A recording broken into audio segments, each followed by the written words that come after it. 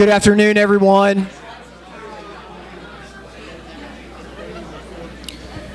Afternoon.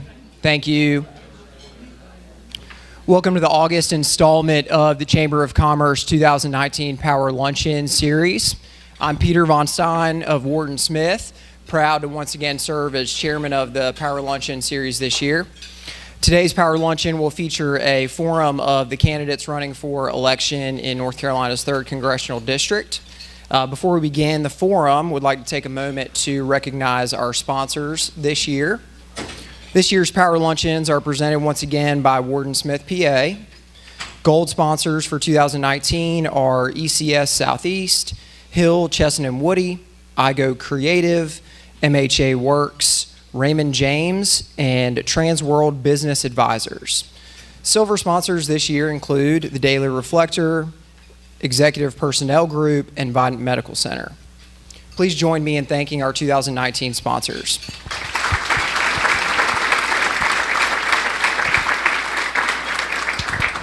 Additionally, I'd like to thank our video and television partners that we have recording today, GPAT TV and Interbanks Media for recording and later rebroadcasting the forum. Thank you all. All right, so that we can move forward towards beginning the forum, I'll have our 4 candidates join me on stage. Gentlemen.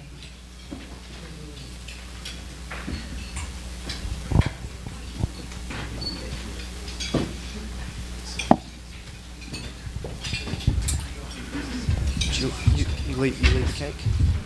I left the cake. Hey, buddy. Good to see you, man. All right. Been doing this for 47 years.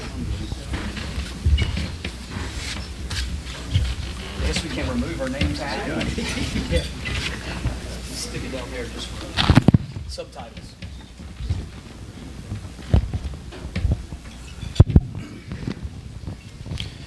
Great. With us today, we have Mr. Tim Harris, Mr. Greg Holt, Dr. Greg Murphy, and Mr. Alan Thomas. Gentlemen, thank you all for agreeing to participate in today's candidate forum. I'm sure I speak for everyone here and at home when I say that we're all anxious to hear from you considering the importance of this election.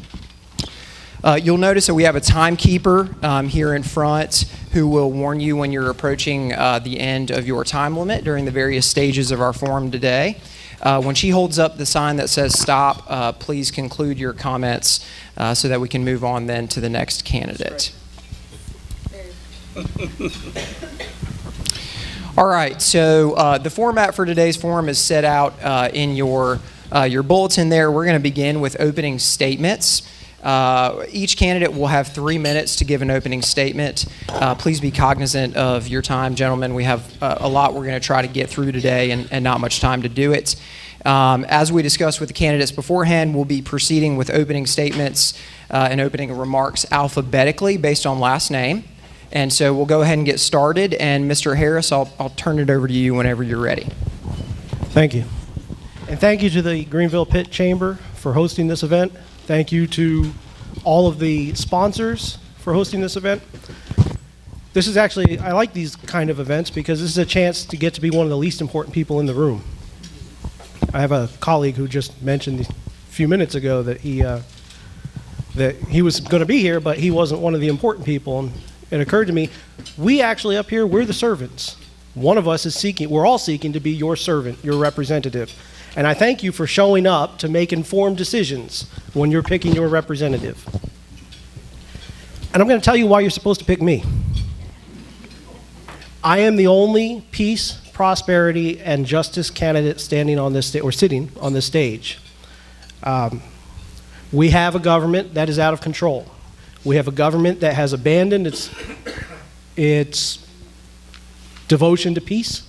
We have a government that's been on a war footing since the end of World War II, and it's costing us money that we cannot afford. We have a government that is currently taxing us out of existence. We have a government that's currently tariffing our agriculture and our manufacturers and our trade out of existence illegally and unconstitutionally. And we have very few people who are willing to go to Washington and stand up to the powers that be, we all know their names, and fight for the people that matter, the people on the ground, the people that are just outside city limits out here pulling tobacco, like Alan Thomas used to do when he was a kid. Those people are the people that matter.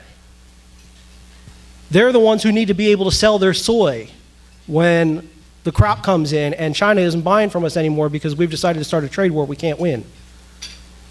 We need to be prosperity focused. If we're not open for business, other countries are. China, Brazil, Russia, they're making out like bandits right now. We need to elect somebody who's willing to stand for trade. I also told you I'm the justice candidate. We need a representative who's willing to stand up and say to Congress and say to the American people the things that need to be said, like we need to end the war on drugs. Doesn't matter what you think about drugs, the fact of the matter is that trillions of dollars later, we have more people in prisons for putting a plant in their body or doing what they want with their body than China has in prison, and we're supposed to be the land of the free. Doesn't sound like we have a whole lot of freedom to me. So, in the course of this event today, we're going to see which candidates up here stand for peace, and which candidates stand for prosperity, and which stand for justice, and which candidates have the character and the integrity to go to Washington and represent you and represent your best interests, and then come home and live the same life that all the rest of us live. Thank you. Thank you, Mr. Harris. Mr. Holt. Good morning, or afternoon. I appreciate you inviting me, and I just want to start out by saying in 2016, when they were running the primaries, I was a Trump supporter, and I still am. I felt like he would be a change for business, and I'm a small businessman. And I do think that he has changed and business has prospered. And so I'm glad I supported him in that respect. And, you know, I live more in the rural area, but I think in the rural part of our district, I think I have the values of about 80% of that district. I think they're hardworking. I think they go out every day. They try and make their money to, you know, pay their bills, to keep their car payment paid, and groceries and electric bills and things like that, and to pay their government health care, and to keep enough money there in the funds for them to send money to the illegals. And so, you know kind of where I'm going there. But I'm more of an old school, hardcore Republican. I know I'm Constitution Party, but that's the way I used to be. And I just feel like we ought to have more self-reliance. We ought to be living in a world where it's less taxes, less burdens on us from laws and regulations. And at the same time, though, you know, like the Obamacare, if a young man was 22 years old and before Obamacare, his payment for a month for health care was about $90. And now that we have the Obamacare, his health care payment now is $500. So guess what? He doesn't have health care. And so I think that hurts. And I have a friend that's a doctor in New Bern, and she delivers babies and has for 20 years, a good Christian woman. And the same thing there. She was paying around $1,000. Now she pays over $3,000. And you say, well, she's got the money. That's not the point. The point is it's costing us a lot more. So in the veterans, I guess would be one of my last issues. I've had the Veterans Affairs gentleman, Glenn Batten, who used to be deputy director. He came to me, God sent, because I didn't go after him. Mrs. Perry had actually contacted him. And he came in, and he's backed me. There's almost 70,000 veterans, and he's passionate about the veterans. And he promised to help me run that part of the for the district and to add a couple of more offices, because I do think we need that. And I appreciate y'all having me here today. Thank you. Thank you. Dr. Murphy? Thank you, sir. Good morning, everyone, or afternoon, I guess. Greg Murphy here. I'd like to thank the Chamber for hosting this event. I'd like to thank you guys all for coming out, and I'd like to thank the candidates for putting their name on the line. It takes a lot. Just by way of introduction, I know some of you guys, some of you I don't know, just a little bit about me. I have tried really since a young age to lead a life that I thought would be one of service. Service as a youth and volunteering, service as a surgeon, service as a medical missionary across the globe, trying to take care of our fellow man. This campaign, however, is really not about me.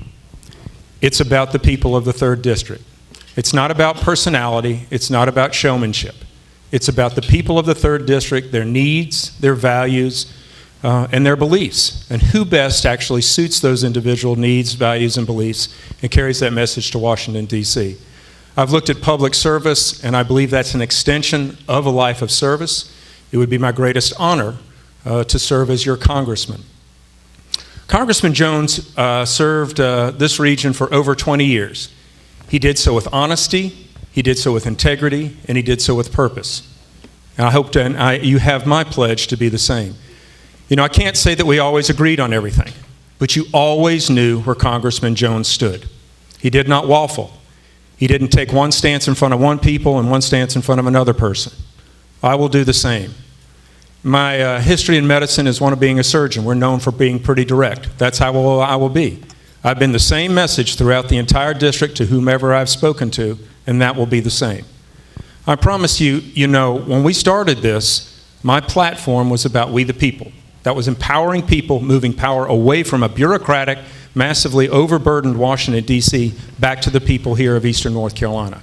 That message continues the same. It will be about lower taxes, less government, and more personal liberty. If you look at our district is literally the most diverse district in the state.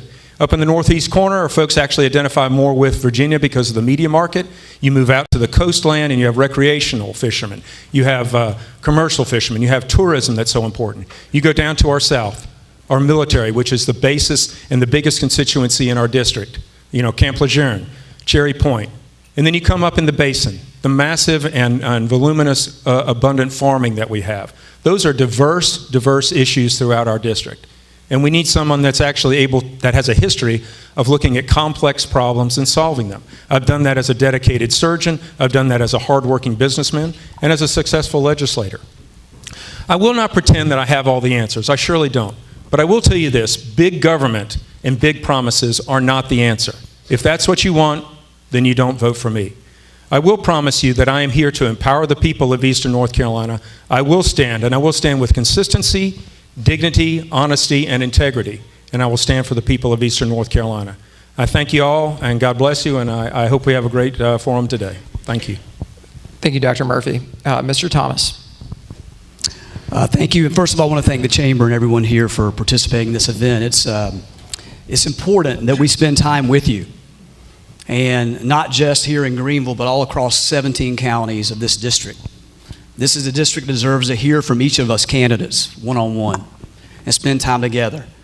We have about 3 or 4 weeks left in this campaign. This is the first time that all 4 candidates have sat at the same table.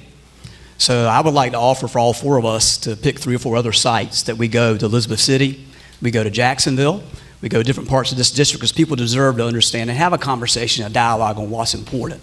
Because it needs to be a one-on-one discussion about what is on your plate, the troubles that you have. You know, I've spent a lot of time every single day when I can with the farmers down in Hyde County, you know, with business folks up in Elizabeth City. They're concerned about what their prospects look like for Eastern North Carolina. Many times we felt like we're left behind and we aren't well represented. We need to understand that health care within 24 months is within a tipping point. So we can't send representation up here that's already basically being lobbied to and already have been invested in, which is the biggest problem in this country right now. With Citizens United, candidates are basically funded on the Democratic and Republican side across the board. So when they show up, they're already indoctrinated in terms of where they want to stay and what they want to do. You've got to decide. If you want a candidate that's going to represent Eastern North Carolina, then you need to make that investment and look at us very closely. Look at our history. Look at what we've done. I was born and raised right here in Eastern North Carolina. I grew up in the big city of Vanceboro, some of y'all may know. And yes, I did pull tobacco for a good bit. How many else did that out here in this audience? That's what we bought our blue jeans money with, as they like to say. And I played in these coastal waterways. And let me tell you about how I was raised. Everybody pulled their feet up under our table. Everybody. That's how we were brought up. To be servant leaders, to serve our community, and that is something I'm very proud of. especially being here in Greenville. It's great to see so many of you. We went through an incredible period here in this city for a number of years. I was honored to serve on the Board of Adjustment and Planning and Zoning, and then being elected mayor back in 2011. You remember what Greenville was like back in that period of time. It's one thing to say what you're going to do. It's another thing when you're a convening force. That's what we need. People that aren't divisive, people that don't pick sides, people that don't just in the shadows have whisper campaigns about candidates and other folks, but people that are willing to work together. That's what we got to do here. We need to fix health care. We need broadband as a utility across all of eastern North Carolina. We need to convene together, and I know there's over 40 or 50 different super PACs that have funded other campaigns in this election. My campaign is funded by the people, not a single super PAC. That's something you need to understand. And also, I've made no blind commitments to any other branch of government. That's why Republican leaders and board officials in other counties have actually resigned their seats to support us in bipartisan measure. And that's why we're going to represent all of eastern North Carolina. Thank you. Okay, now we'll move into the Q&A portion of the forum. Today's Q&A portion will be conducted again in rotating alphabetical order by last name. Each candidate will be given 1 minute to answer each question. For example, we'll start with Mr. Harris. He will answer question number 1, followed by Mr. Holt, Dr. Murphy, and Mr. Thomas. Then question number 2 will be answered first by Mr. Holt, followed by Dr. Murphy, Mr. Thomas, and then Mr. Harris. Remind the candidates that this is not a true debate, and so we will not allot additional time for rebuttal if another candidate's name is invoked. With this being the case, please keep your answers on topic for each question. As before, we'll have the timekeeper down here up front. She'll give you a 15 or 30-second warning, and then we'll hold up the stop sign when it's time to conclude. We'll get through as many questions as we can. We're going to conclude this portion of the forum at 12:45 or shortly thereafter. And so are there any questions about the format? We'll just follow you. Yeah, good idea. Excellent. All right, question number 1, we'll start with Mr. Harris on this question. This is a question on tax reform. In December of 2017, President Trump signed into law a sweeping federal tax reform act impacting nearly every person and business in the U.S. As part of the act, corporate tax rates were cut, personal income tax rates have seen a temporary reduction, and the standard deduction has nearly doubled for many filers. Despite the extensive reform, some taxpayers and stakeholders have expressed concerns about larger tax bills, smaller refunds, the impact that tax reform will have on the federal deficit. What is your opinion of the so-called Trump tax reform law? And if there are any parts of the law that you don't support, how would you propose changing those parts? Mr. Harris? Well, I'm a libertarian. If any of you know what libertarians feel about taxes, I'm always happy to see them go down. But we have a problem with this tax law. Taxes reflect the amount of money that our government is spending. And here's where I'm going to go off topic from the tax bill a little bit. And it's when we cut taxes, whether they're corporate taxes, whether they're personal income tax rates, whatever we do that's cutting the amount of money that the government's bringing in, but we're not cutting the amount of money that the government's spending. All we're doing is raising taxes on the next generation. A tax cut without a spending cut is a tax hike later on. And that's always been the problem with this tax bill. I don't have a problem with the bill itself. Lowering taxes is always better. That's your money. There's no reason why it should come out of your wallet just because you got a job. That's not the way it's supposed to work. But unless we start cutting spending, and we're seeing the effects of that now, $22 trillion debt. We've got the White House budget request with $4.5 trillion. This is an absurd level of spending, and they two have to go together. Mr. Holt? When this was passed, Walter Jones voted against it. And I thought, my goodness, Walter, I said, let us have the money to spend. Don't leave it in Washington for them to waste. And so I was for it. But at the same time, Mr. Harris is right. All we're doing is we reduce it, but we increase spending. And that's what's going on all the time. We need to get in there. We need to cut out wasteful spending, cut out things that are really not good for us. There's a lot of things that can be cut. And I think, for instance, $4.6 billion to the border, and we got no wall out of it. All it was humanitarian. So our tax cut, we deserved it, and I was for it. Dr. Murphy? Yes, sir. I think the Trump tax cut initiative has spurred our economy. We are literally having the best economy that this nation has had in 50 years. Our unemployment is at record level lows. So there is more money going into the federal government because of the tax cuts. However, our nation does not have a tax problem. It has a spend problem. And that's one thing I would actually say with this economy, our deficit should be decreasing, not increasing. And if you want big government, again, I'm not your candidate. And so pulling that money back by spending, by overspending in this national government is where it needs to go. So as far as any type of different reform, it's going to be not the tax issue problem, because that spurs growth, that spurs investment, that spurs jobs. What we have to do is pull back from the federal government. The federal government should not be an employment agency. We have a spending problem. Mr. Thomas? Well, you can't talk about taxes without having a holistic approach, and I agree with what was said up here, that spending is a tremendous part of the equation that we have to understand. But also understand, I feel like we kind of had a bait and switch with this particular plan. It was temporary for the middle class and those on the lower end of the economic spectrum, but it was long-term for the corporate dollars. So you have a lot of companies that are able to do tax avoidance, and I'm sure it went well for those that helped write the plan. But if you're in the middle class, or if you're one of the people that I know that have 2 or 3 jobs that are just trying to survive out here in this country right now, you don't have coverage, you have nothing.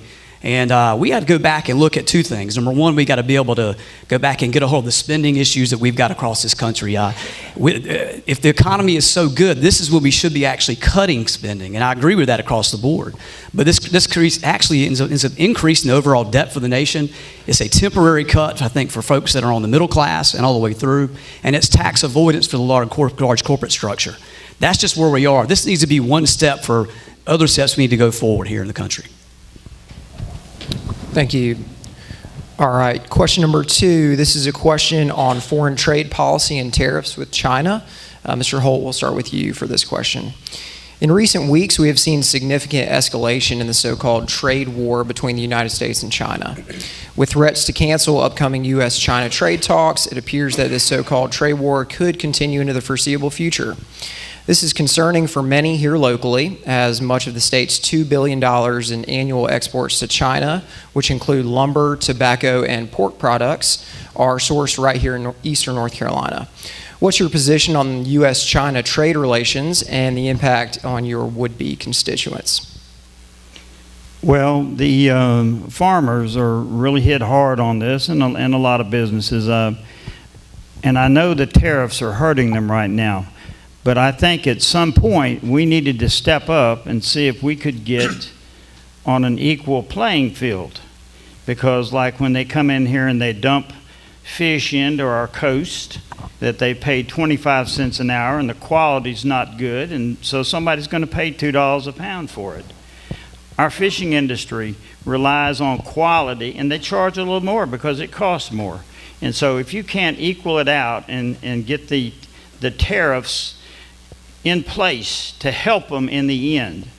And farmers are overproducing now because one particular farmer, Doug Cowan, and I know that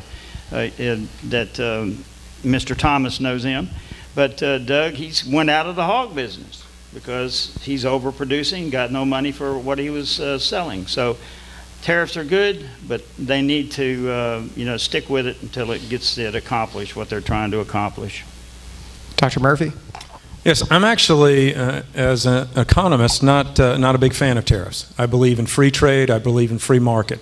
I believe that's best how America has made its impact upon the world. However, past administrations have put a blind eye to what China has done to so many of our industries. We have been given such an unfair trading advantage.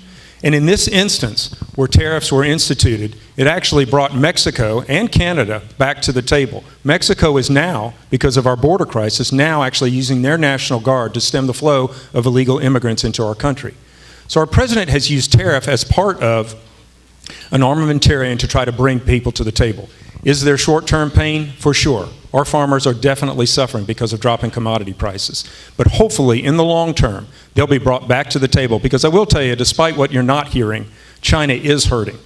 And so hopefully there will be somebody that will come back to the table, and sometimes it takes a big stick to do this. Sometimes it takes a big stick to bring a big country back to the table, and we'll have actually free trade and equal trade with China. Mr. Thomas? Well, there's no question that China has exploded their economy in the past 15 to 20 years on our backs. It's pretty clear. The theft of technology, so much drain of economic value that's been brought over to China. It's been an imbalance for so many years, and that's what we have to work on and understand. And I do agree that from a tariff standpoint, that we should have addressed this prior. Many years ago, it should have been an overall strategy over a number of years. But now we're in a situation where if you're going to have a strategy with such draconian measures, it's got to be part of a holistic approach.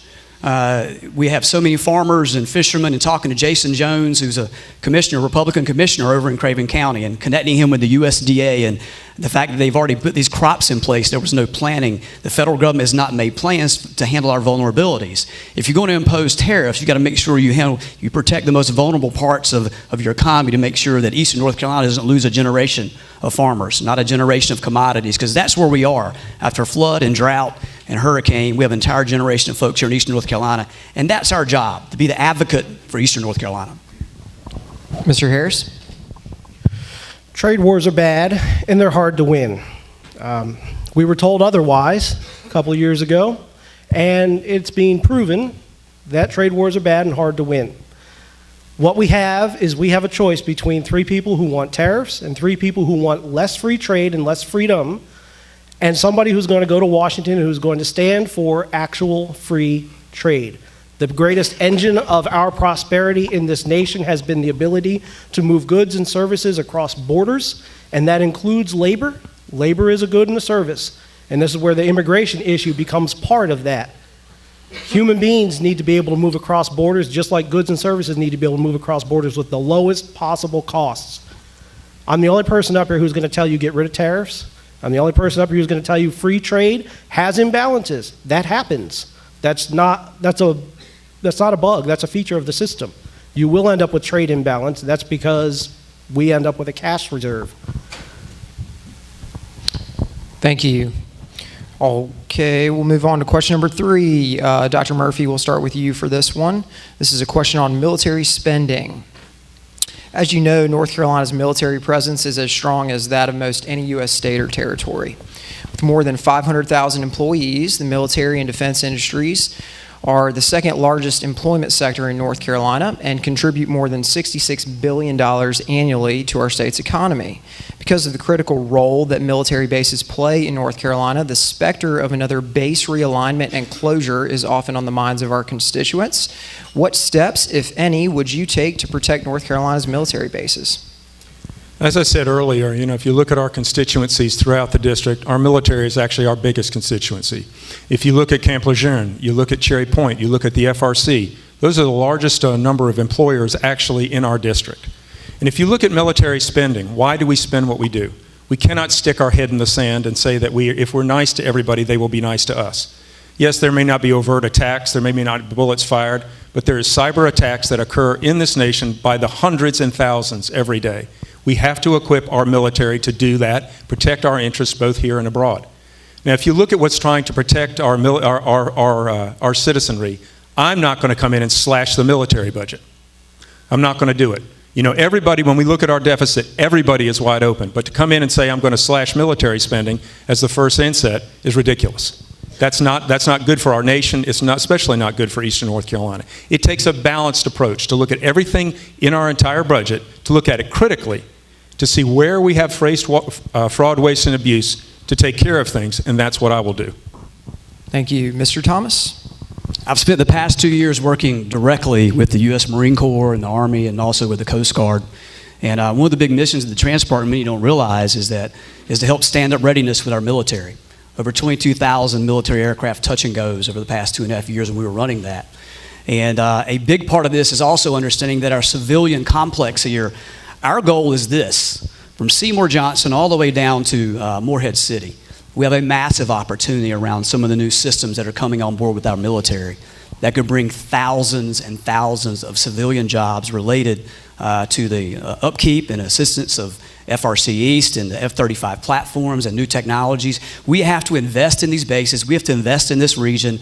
That is our real future here in the East. There's no reason we can't be just like Boeing in the state of Washington, what we can't do in Wichita. Eastern North Carolina has a massive opportunity on the military civilian base and MRO across the East. And in Congress, that's what I'm going to do. I'm going to work with the entire region. I've got a 2-year head start on this, already working across the nation to be able to invest the training with the community colleges and bring Eastern North Carolina forward. We have to invest heavily in our military complex here across the East and make sure we continue to grow. And also the places that are still wiped out by hurricanes from 2 years ago, which were funded and that money's been frozen because of waiting for the border issues. We need to get our money and get roofs fixed and get blue tarps off of our bases. Thank you, Mr. Harris. I'm the only veteran sitting on this stage. I don't know about Mr. Von Stein. So I understand firsthand the needs of our armed forces, especially here in Eastern North Carolina. But I also understand something else. All the money that they're going to tell you gets invested in Eastern North Carolina by these bases and by our military infrastructure, all that money came out of our wallets. That wasn't profit generated, that wasn't productivity, that wasn't increase in GDP. That money came out of our wallets to begin with. Yes, I support the reopening of the Base Realignment Commission. I support it wholeheartedly, and we need to start with the overseas bases. We have 800 bases overseas. Before we start slashing bases here, we need to start over there. And that's part of the larger conversation around our military posture worldwide. We simply cannot afford the amount of money we're spending. We budget $750 billion for military spending annually. We actually spend 1.25 to 1.5 trillion. We are spending ourselves into the poorhouse. We cannot survive. Try running those ships when we're out of money. We cannot survive if we don't start making cuts. Mr. Holt. The military is very important to me, and I would not cut any funds for the military. I think they're important to our economy in the whole eastern part of our state, there's no doubt. And we need to keep the strongest presence in the world because that is your defense. If you're strong, they're not going to mess with you. And we need to remember that. And it does supply a lot of jobs, and if you pull the military out of here, we're in big trouble economically. And that was one of the reasons that I spoke of Glenn Batten earlier, and I'm going to speak again. He was on a lot of the Base Realignment Committee meetings because Mr. Jones couldn't attend them because of his health and other reasons. But he's very familiar with it, so I think I've got a real expert in my corner, and I appreciate his help. I really do. Thank you.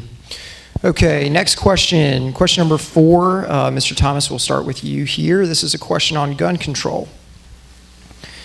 In recent weeks, we were all shocked to hear about 2 mass shootings that occurred in less than 12 hours.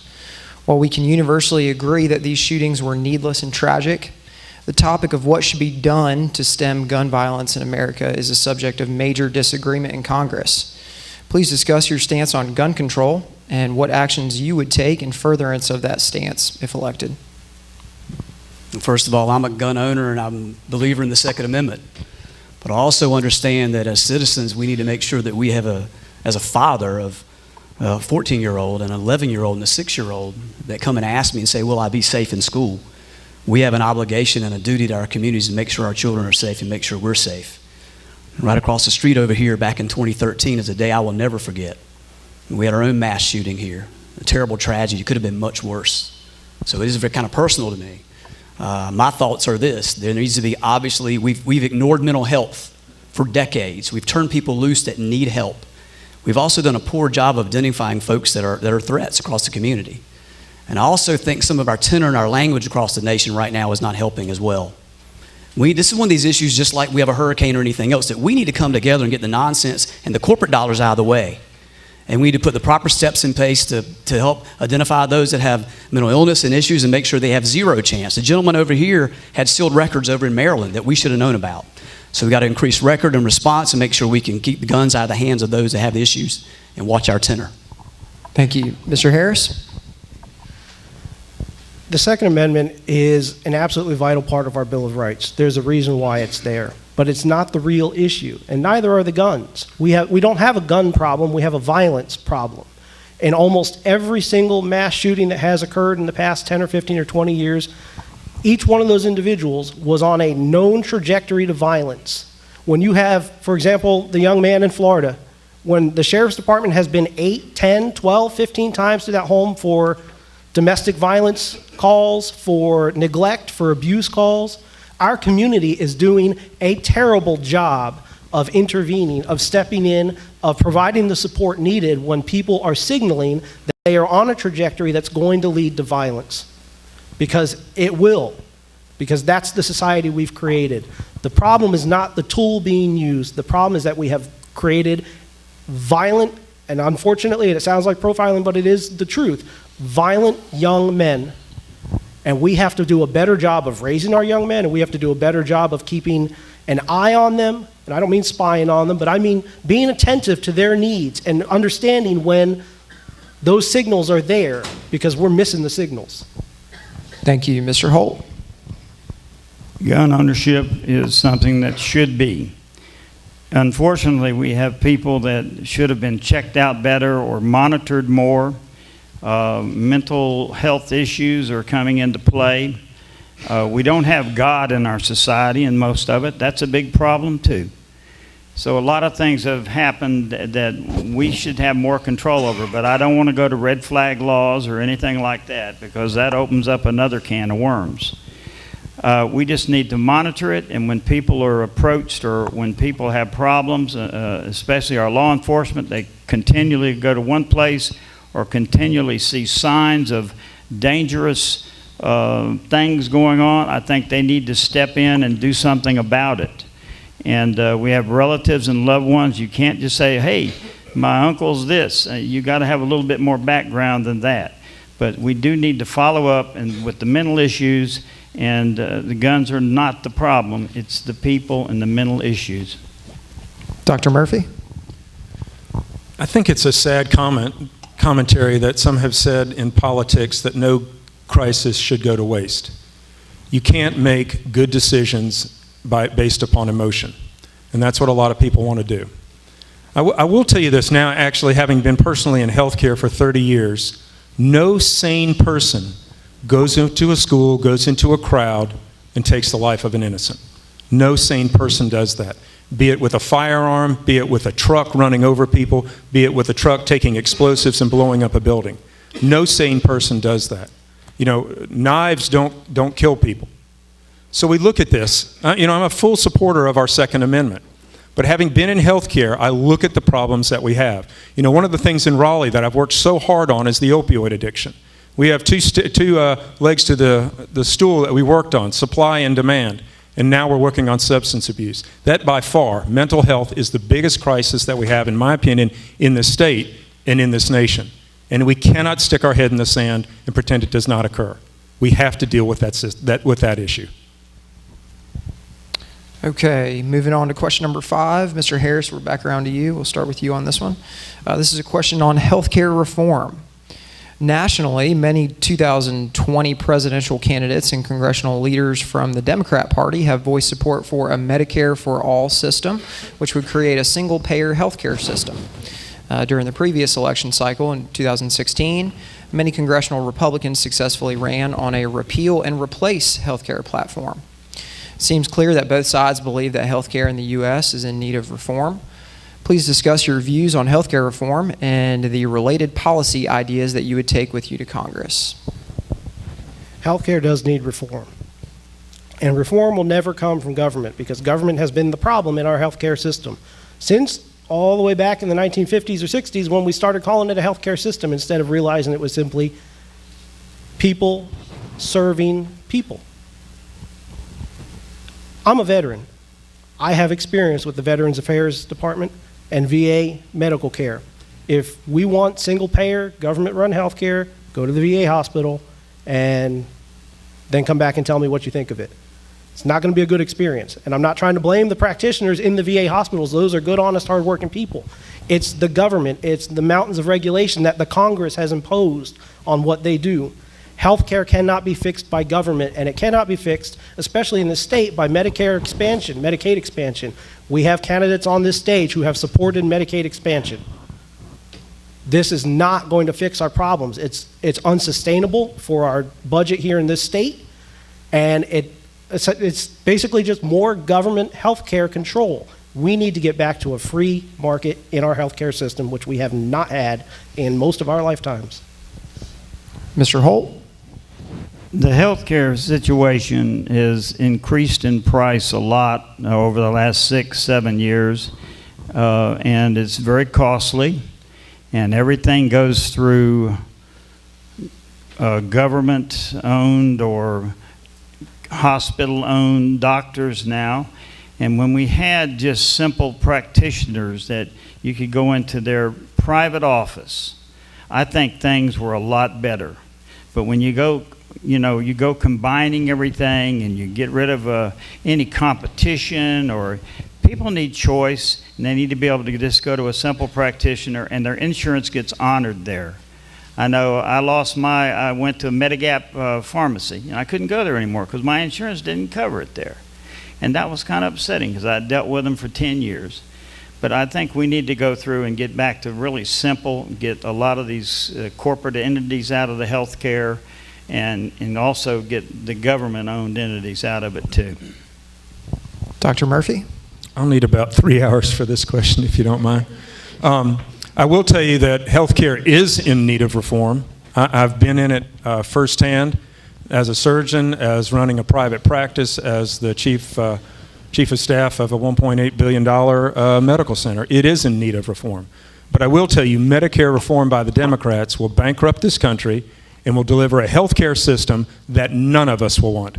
I've worked around this globe, and I have seen many, many different types of healthcare. You do not want government-run healthcare. Now, again, I could literally talk for hours on how best we could actually turn this ship around. We do have the best health care in the world. We don't have the best health care results. That's our problem. People cannot afford it. They cannot afford the $2,000 a month that Obamacare promised, that you'd have lower premiums, you'd get your doctors. That was a flat-out lie.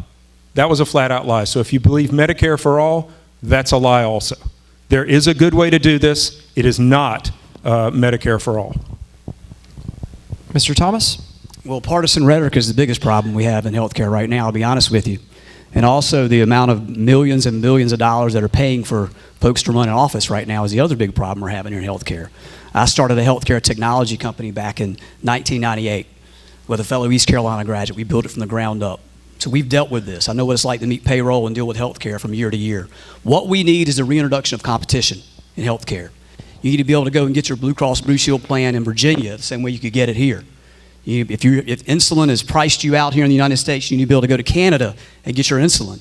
Whatever you need to be able to do, we have to reintroduce concepts here where we have competition. That's what we've got to do.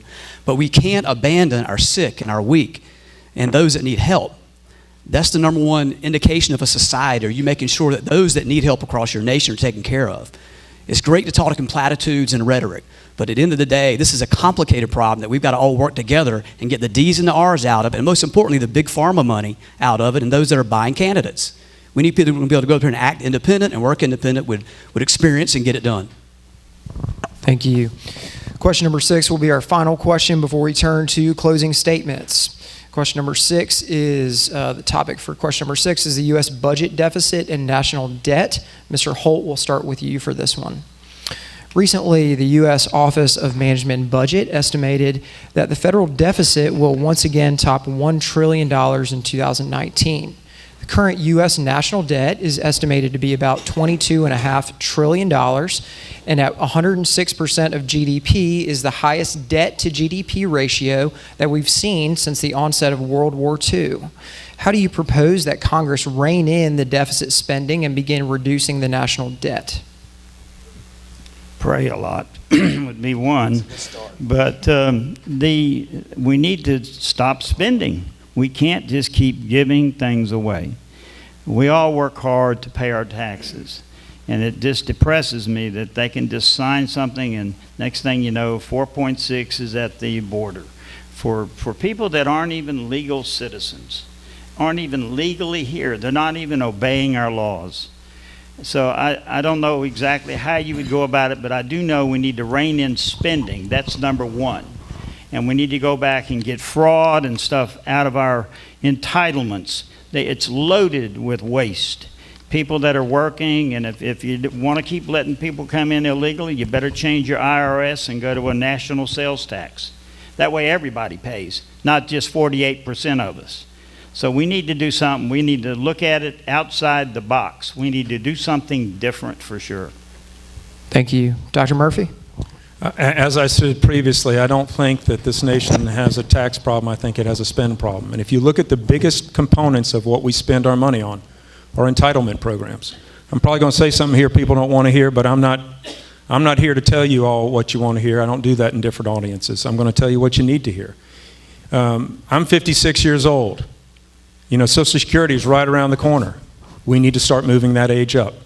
Because here we are, we're in an aging population where our folks that are putting into the system are now going to be fewer and fewer, and more are going to be taking from the system. We can't do that. We can't do that. And so if you look at different segments of our society, there has to be some dealing with entitlement programs. You know, that's where we have our spending problem. We have to look at ways that we do get rid of fraud, waste, and abuse in our government and actually care for the people who put into the system, but actually need to change the parameters of the system. Thank you. Mr. Thomas? A lot of good discussion here on different things that we need to do. This is one of those, there's clearly no silver bullet. But again, to be able to take care of this, you have to understand that we've got to find certain drivers in this economy that we can get back to investing again. We got to take the regulatory controls off our small business people and put them in the position to be able to succeed. That's a big element of this. We need to start investing again in those that put their money back into the economy. We've created an economy that's created a system of tax avoidance for those on the higher corporate end that is systemic at this point in the country. And we've got to get real about how we're going to spread that across the base. You have to invest, first of all, in your country in the right elements to be able to grow that economy. Also, you've got to cut spending, period. This budget that just passed added $1.7 trillion for someone who said that he was going to lower this within 8 years and eliminate much of the debt. That's where we are. I stand with Walter Jones. We got to hold the ground on spending. It's got to be something that we got to take a look at it across the board. And also, we have to start investing more in small business across this country and put us in a position to succeed. Mr. Harris? It's unsustainable. I said earlier we're going to collapse if we don't stop spending the way we're spending. But, and if any of you would like longer answers to any of this, feel free to see me after we're done here, because they can all tell you 1 minute it's impossible. One of the biggest things that we need to address is the fact that half of our spending is entitlement spending, and those are things that we need to make adjustments to. We need to end the Social Security system. We need to have a born after date. If you're born after this date, you're not paying Social Security, and you're never going to get any. And we let it die when the last person who's on Social Security dies. And that's going to require that we tighten our belt, because it's a Ponzi scheme. It requires people paying into it in order to keep paying out. So we're going to have to tighten our belt and cut other places. Half of our government spending is non-entitlement, discretionary. Half of that is bombing brown children on the other side of the planet. And that has to come to an end, because we cannot afford it, and it's immoral and unjust. 25% of our budget is spent bombing brown children on the other side of the planet these days. Thank you all very much for your insightful answers and discussion today. At this time, we'll allow each candidate 2 final minutes for a closing statement. As with opening statement, we'll proceed alphabetically with Mr. Harris beginning. And Mr. Harris, you can take the floor when you're ready. I feel like I should continue my last answer some here. But if any of you have ever found yourself driving around in a little piece of crap car, station wagon, whatever, I don't mean to impugn station wagons for anybody who drives them, and you've ever looked at some other car that you wish you were driving, you ever thought about trading it in? Well, this is your opportunity, because we've got station wagons and old beaters of parties that are trying to win this election. And here's your opportunity to go test drive another car. Here's your opportunity to go test drive that car that you might have been looking at, and if you don't like it, we'll be right back here in 6 months when the election cycle starts again, and you can go trade it in and get that station wagon back. It's time we start making changes to the way we're electing our congressmen in particular. Presidents, I don't care about. It's a useless show job. The power in our government is meant to reside in the Congress. This is the most important election for our federal government that you could be paying attention to. And I thank you all for coming out here and paying attention. Because this is where the power is supposed to reside. And this is where we're not getting it right. Fool me for 160 years, shame on me. If you've got a problem with the way this government is, and if you've got any problems with the way the trajectory this nation is on, guess who's been running the show since the end of the Civil War? Two parties, and they're up here on the stage. If you would like change, if you want to put your vote where your mouth is, there is change on your ballot in this election. And I know that most of you aren't used to seeing that change on your ballot, but it's here and it's ready. And if you want change, change is on your ballot. You just have to make sure that your vote matches your rhetoric. Just like we have to make sure that our vote matches our rhetoric. Whichever one of us wins and goes there, we're going to answer to you. And I'm asking you to make us answer to you. Thank you. Thank you. Mr. Holt? One of my reasons for running is because I felt I was very conservative, and I felt like we were trying to get people to vote principle over party. That's been our message all along. And it's still my message. I think in the primaries in a race I had ran, people supported me as a Republican. But when I ran as the Constitution Party for the same job, the people that supported me couldn't vote for me because I wasn't Republican. They liked me when I was Republican. Now they don't like me. So that really got me. So I really think that's what I'm asking people to do. Principle over party. And we need God in our society. And I know a lot of people might not like me talking about that, but we need it. We need things like that going on more. We need drugs out of our society. I thank God for the sheriffs that we have in Pamlico and in Craven, and I think you have a new sheriff here, and I hope that she's working on the drug problems as hard as they are, because they're destroying our young people. We're not going to have a society to turn it over to.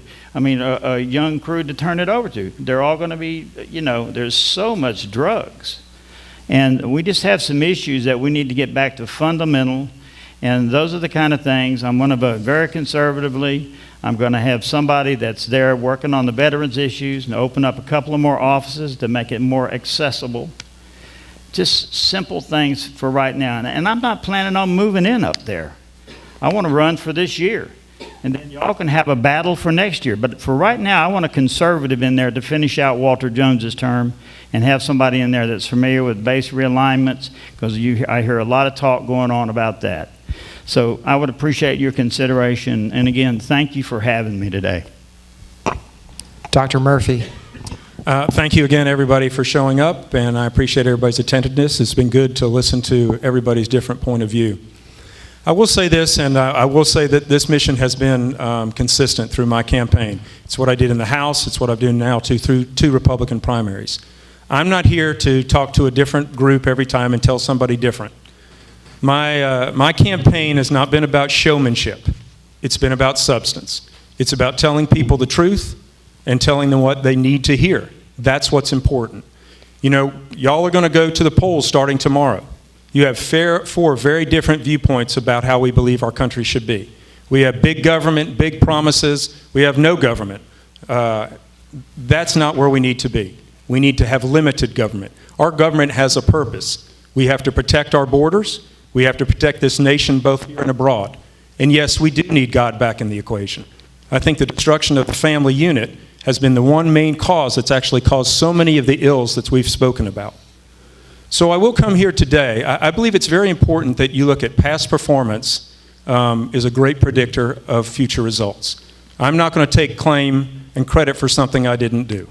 I am who I am, and this is what I've told the voters throughout this entire procedure, is I am who I am. If you believe what I believe, then I am willing to be your servant. I'm willing to go to Washington, D.C. and represent you. Again, this is not about me. This is not about a personality. This is about the good people of the 3rd District, their values, their beliefs, and their needs. So I'm here today to say if you want big government, I'm not your candidate. If you want big highlighted promises about this, that, and the other stuff, I'm not your candidate. I'm going to be real. I'm going to tell you what you need to know and tell you what you need to hear. That's what a surgeon does. And if that's the case, then I'm Greg Murphy, and I'd really appreciate your vote for Congress. Thank you. Mr. Thomas. This is really great. All 4 of us showed up today. You should be thrilled. A number of us have asked for this opportunity, for all of us to have this conversation for the past several months. And when President Trump was here having a presentation, I was in Jacksonville. I was standing in front of the Freedom Fountain. And we were focused on the citizens of Eastern North Carolina. No blind promises to any particular person of any other branch of government. We're focused on what's about getting done here in this part of the state. That's what's important. And when I saw the list of questions for this event today, I was a little surprised. Because if you've seen my sign, it says, I'm not really running for Congress, I'm running for Eastern North Carolina. Because that's what it's really about. It's about your kids and your grandkids. We can get in broad platitudes. A lot of promises have been made during this whole process. My promises from day one, I said I would not take corporate PAC money because we don't need to be owned. You need to know that I work for you. I don't work for Big Pharma. That's what's wrong with this country right now. Too much not actually going when they show up and actually passing their vote over to someone else. We have issues here that I'm surprised it didn't come up in this conversation. We've had massive hurricane impacts across Eastern North Carolina, to our military bases, to our small towns. If you go to Jones County, there's places that look like the bomb went off, like a ghost town. Here's what I pledge to you. I want to own that issue day one. We need to get serious about moving Eastern North Carolina forward. In the broad structure, just like I did here in Greenville, I came in after the recession. We had over $900 million of growth, working with so many of you in this room to help did that. Because we had a plan and we worked together. And we kept the lowest taxes in the history of Greenville for property taxes when we did it. I have a structure and a plan. I'm a convener. I don't believe in divisive politics. I don't care if you're a D or an R or an I. That's how I worked when I was mayor. That's how I work as your congressman. That's what we got to do. It's about Eastern North Carolina first. And let's go vote tomorrow and make that happen. Thank you. Thank you so much, gentlemen. Everybody, let's show some appreciation for our candidates.